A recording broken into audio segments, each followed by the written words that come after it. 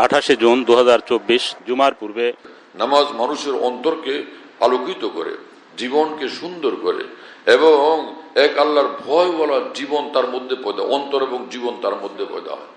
যে কোনো মানুষ নামাজি দেখলেই দেখা যাবে যে তার চাল চলন নিয়ন্ত্রিত এবং অন্যদের তুলনায় সে সুশৃঙ্খল, থাকে। তো নামাজ মানুষকে আল্লাহর দিকে টানে, আখিরাতের দিকে টানে, আসমানের দিকে টানে, পরকালের বিশ্বাস তার অন্তরে আছে, এই কথা সে মনে করে।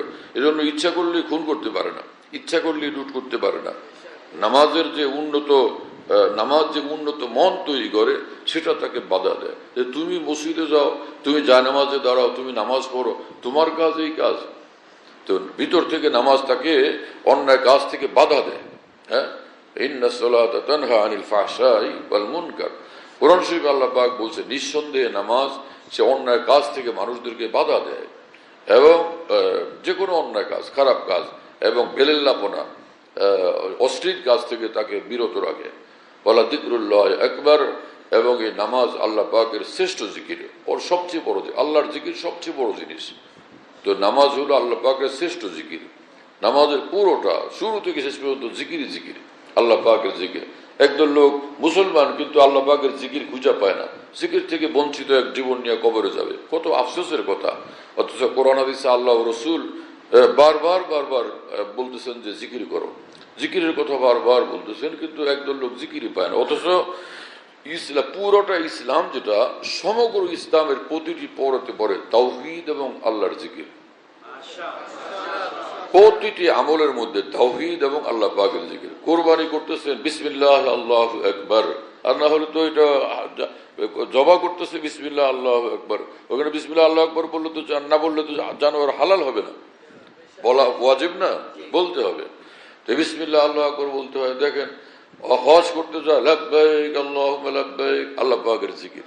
হ্যাঁ, লাব্বাইক আল্লাহুম্মা লাব্বাইক, যে আল্লাহ পাকের জিকির মশগুল। হজ পুরোটা নিঃসন্দেহে আল্লাহ পাকের জিকির এবং অনেক বড় জিকির, তাই না?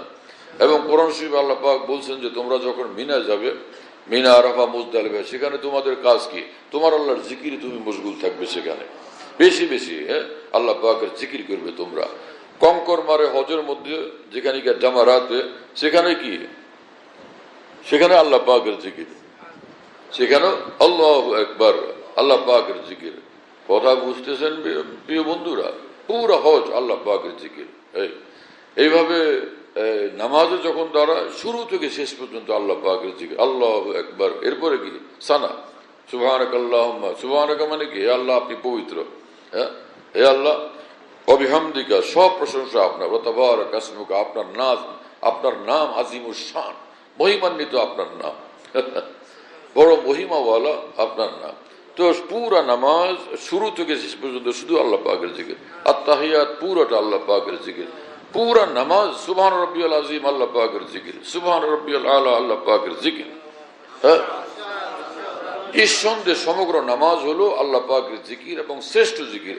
অন্যান্য জিকির তো কিছু সুযোগ আছে যে ওইদিকে আল্লাহ আকবার বলতেছে, লা ইলাহা ইল্লাল্লাহ, সুবহানাল্লাহ বলতেছে, আর মধ্যখানে বললো যে চাচা মিয়া একটু খেয়াল রাখেন, এটা আমি তো দুর্বল মানুষ, আমার দিকে খেয়াল রাখেন, আমি প্রথম আসছি হজে, খেয়াল রাখেন আমার দিকে একটু। হ্যাঁ, আল্লাহ আকবার, আল্লাহ আকবার, আবার শুরু করছে লাব্বাইক আল্লাহুম্মা লাব্বাইক, কথাও বলে মাঝখানে। কিন্তু নামাজের শুরু থেকে শেষ পর্যন্ত নিয়ে, শেষ পর্যন্ত কারোর সঙ্গে কথা বলার সুযোগ নেই।